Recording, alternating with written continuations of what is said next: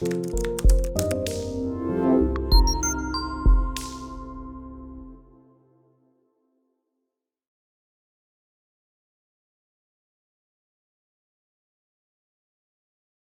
that you have downloaded and installed Component 1 Blazor Edition, let's begin working with the controls.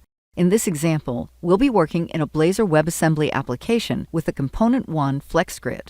FlexGrid, our most popular control, is an advanced data grid that enables features such as tabular data editing, sorting, filtering, grouping, and on-demand loading.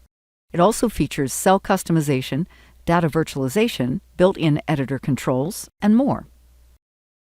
In a Blazor WebAssembly application, your C# code runs client-side by downloading and running a small .NET runtime to the client, and then executing it in the browser's UI thread.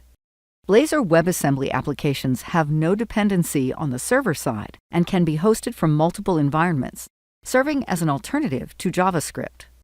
Blazor WebAssembly applications are perfect when focusing on performance and the scalability of your project. To begin, create a new Blazor WebAssembly application and check the box next to ASP.NET Core Hosted. In your solution, you will see 3 projects suffixed with Client, Server, and Shared. The Client project will house all client-side code, including Blazor components, Razor pages, client-side CSS libraries, and services. All are used to call our .NET Core API. The Server project is the ASP.NET Core project, in which all our APIs and repositories will reside, along with any necessary configurations to connect to the SQL Server. The Shared project will include the data models and is shared between the client and server projects. First, we create a new employee class to act as our data model in the Shared project. This will include the properties associated with an employee, along with their respective getter and setter methods. Next, set up your SQL connection string in the application settings under your server project.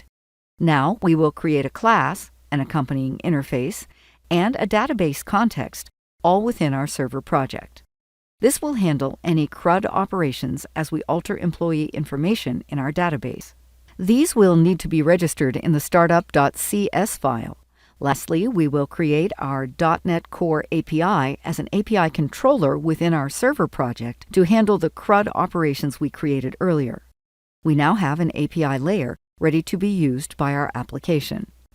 These will also need to be registered in our client project's program.cs file. Lastly, we can create our Razor component, which will house the code required to utilize the Component 1 FlexGrid.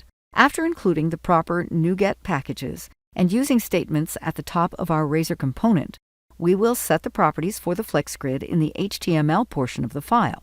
Here, we can bind the FlexGrid to our database, alter column properties, and utilize other built-in events included with the FlexGrid control that we plan to include in our project.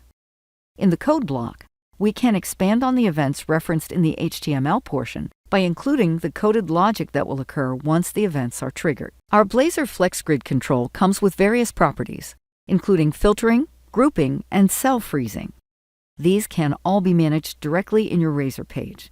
Some FlexGrid properties, such as filtering, work best when coupled with other controls, such as the C1 text box. Most properties are referenced twice, once in the FlexGrid HTML portion, and again in the code block where the logic is kept. The code implemented for the properties in this example can be found in our online documentation, along with how-tos, tutorials, and the full API reference. To find specific code examples, you can view our online Blazor Demo Explorer directly from our website. If you have any questions or issues during the installation or trial of Component 1, our customer engagement team is ready to help. To learn more about everything Component 1 has to offer, continue with the Component 1 Getting Started series.